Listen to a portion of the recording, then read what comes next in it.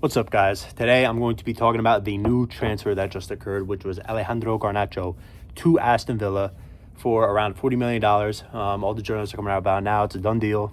I don't know if it's a loan or they bought him. They're all saying some whack stuff, but at the end of the day, it's 4 years, $40 million. And apparently this is someone Unai Emery really wanted, which I could see why. And then there's the other side where people are already clowning it. Oh, Garnacho on the movie, and I can't believe he failed.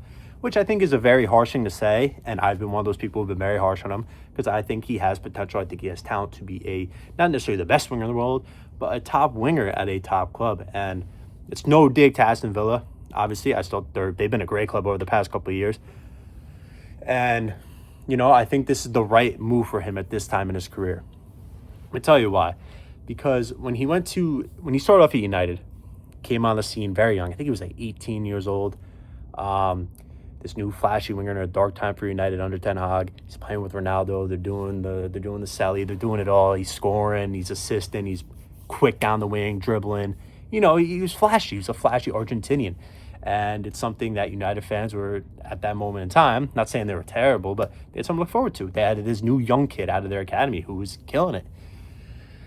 And then you fast forward to now, and a couple of years ago, it's crazy to say, but he's on this huge downfall of what he could have been. Maybe it's just failed potential, maybe it's just a lack of judgment in his game. Maybe he hasn't been under the right systems. Maybe he's letting the media get to him. Maybe there's out of the game stuff that is going on with him. But I still think Garnacho has a lot of potential throughout his career, going forward. And when he made this, last year when Amram told him, get out of the club, I think he made a very big mistake going to Chelsea. And I think at the time he should have left England as a whole, because the Premier League is the top league in the world, as everyone says now. The media is all over you. You're always under the spotlight, especially when you're playing at a top club like Man United. You have the media all over you. They're criticizing you at every moment they can. They're, telling you what you can and can't do. The fans put so much expectation on you that when you don't pan out, especially when you come on the scene like he did, it probably gets to a player like him. And I think going to Chelsea last year, for top of my head, I think it was maybe 55, 60 million. I thought that might have been the worst move he could have made in his career.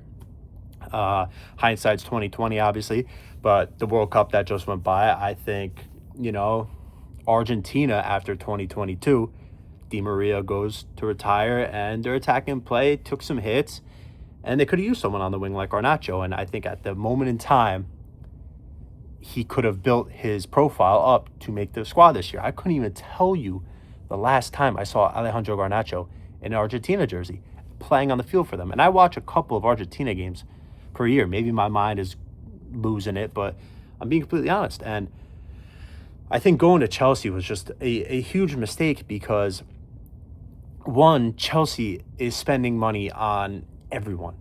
Left wingers, right wingers, the whole attack. Every year they're dropping millions and millions on the new young kids, these flashy attackers. They're trying to build the future. They're trying to get to win now, because Chelsea the past couple of years have also been rough. And Chelsea, again, every year I feel like Chelsea is a new manager, and it's just this whole wreck. So when he went there, I was very critical. And look how it's played out. He's already on the move to Villa. And, I can't even remember, maybe the Arsenal game in the Carabao Cup or whatever cup that was last year when he came on, scored 2 goals. I know he played good against, Wolves, because I had him in FPL that one week. Those are the only games I remember Garnacho being great. Other than that, it was either he's on the bench the full 90, he comes in for the final 20 when Chelsea are either up a lot or down a lot, or he's playing 60 minutes and contributing absolutely zero to the game. And I just think if you went over to a different league, whether it be the Bundesliga, whether it be La Liga, whether it be the Serie A, whether it be the Portuguese league, he should have went somewhere else at the time to build his game up. He's young. He's 22 years old. I don't think many people realize that. They probably think he's older because they've seen him on TV for such a long time playing. He's a very young kid. I think he still has a lot of potential in his game. He still has a lot of flaws in the game that he could fix.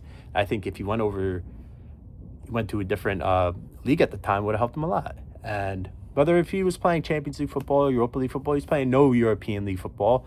I think it would have been great for him to go play at least 30 games a year, a full season.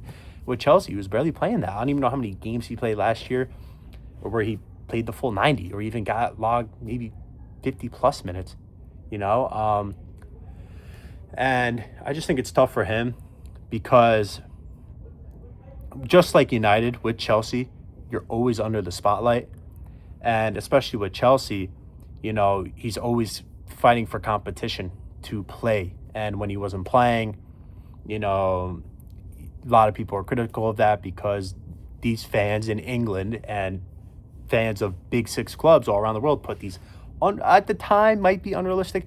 They put big expectations on you and you have to fulfill to them.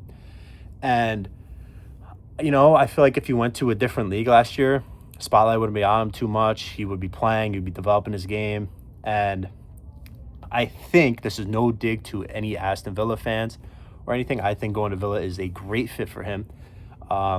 This is someone who Unai Emery apparently really wanted. I already stated that before. I could see why. You're getting him for $40 million. You just lost Morgan Rogers. Yeah, you were playing Jadon Sancho on the right last year. You know, you could use attacking down the middle, you know, and it gives you another outlet. You could develop Garnacho. I think he's going to play a lot.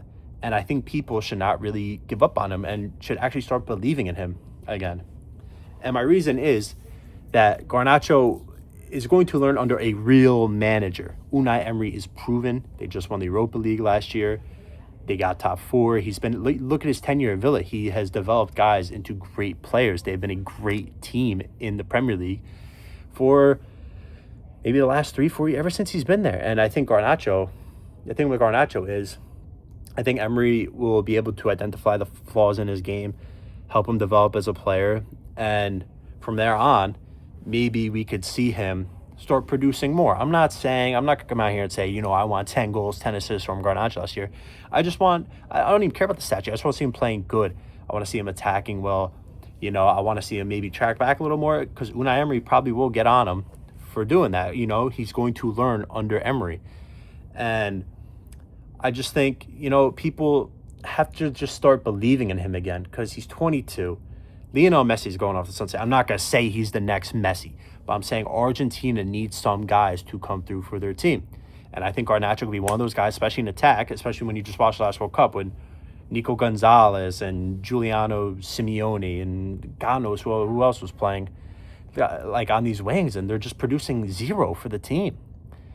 Like, no one produced anything besides Lionel Messi. And I think that's a problem for Argentina. And I think if he could get his game on track, he will easily be playing for Argentina in the Copa America and these qualification games and, you know, just international breaks and maybe even the next World Cup. He could be leading that front line next to like guys like Lautaro Martinez, Julian Alvarez, maybe like Nico Gonzalez or whoever comes to Argentina. I think it's a pivotal moment for his career. So I think it's low-key a little humbling because, you know, he is kind of an egotistical player. We've seen quotes from him all the time. He's a Ronaldo fanboy. And I just think a move like this will, you know, calm him down, take him out of the spotlight for a little. He'll still be under the spotlight considering how good Aston Villa have been. But, you know, it's not as big as a Chelsea or a Manchester United spotlight. He actually can learn the game more under a real coach and just figure out how to, you know, become a better player and potentially maybe in the future, 2-3 years from now, if a player develops, works on his finishing, works on his passing, because he's quick, man. I don't know if you guys watch him. He's quick. He's a good dribbler.